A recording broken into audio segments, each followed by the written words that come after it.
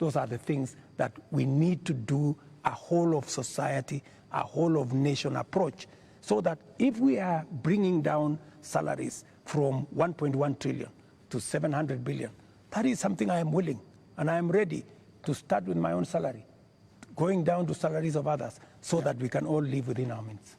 Your Excellency, we're now going to our final questions.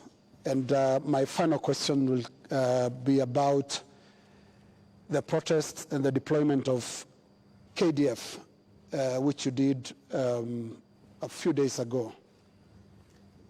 Now, the Gen Z, millennials, and the online Kenyans that are organizing these protests are promising to be back on the streets on Tuesday. What should we expect on Tuesday when protesters, peaceful as some of them have been, turn up on the streets of Nairobi? Do we expect them to be chased away by the Kenya Defense Forces? First, the Kenya Defense Forces will not be on the street. They only come as a last resort. If the demonstrations will be peaceful, I promise you, the police will be there to protect the demonstrators. But the police will also be there to make sure that the criminals, the fellows who come to burn offices, the fellows who come to loot property, will also be dealt with. That is my commitment.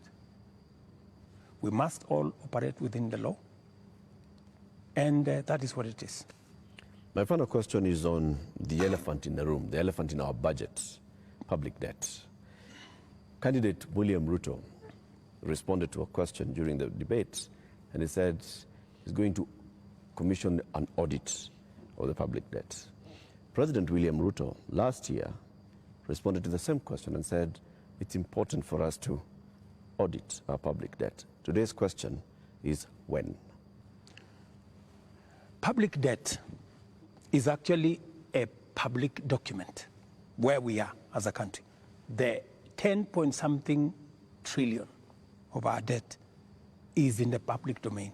But I am prepared for us to put in forensic experts as part of this exercise so that we can all appreciate, yes, this is what we owe, and then agree, how do we pay?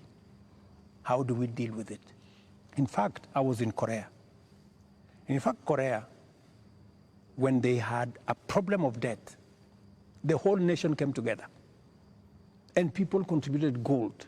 Others contributed many things because they wanted to pay their national debt. Maybe we will need that conversation once we are all clear that this is public debt. My question, Mr. President, is when? As soon as we finish this conversation, once we have agreed that this is the way we are going, I will institute the necessary steps to make sure that that debt is audited and it is made public for Kenyans to know this is the public debt. And I'm sure it will not take a month for us to be able to know, what is Kenya's public debt? And then we can take it up from there and go forward. Mr. President, my final question is about your cabinet.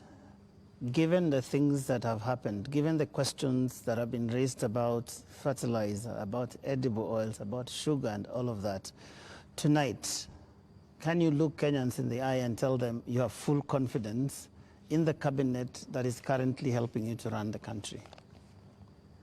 The cabinet that I have maybe could have done better. That's not the question, Mr. President. Maybe could have done better. I'm answering your question. Okay. Yeah? Maybe, unless you have a better answer, allow me to answer. No, I just thought my question was specific, no, but you can that's go what ahead. I'm saying. So maybe my cabinet would have done better, right? And I am going to do a soul searching on how we need to move forward. All right, thank you very much, Mr. President, for your time. Ladies and gentlemen, that is where we end this conversation with the President tonight. My colleagues have been Lena Skaikai from Citizen TV, Royal Media Services, and Eric Latif representing KTN News from the Standard Media Group. And my name is Joe Ageyo from NTV. Do have a lovely evening.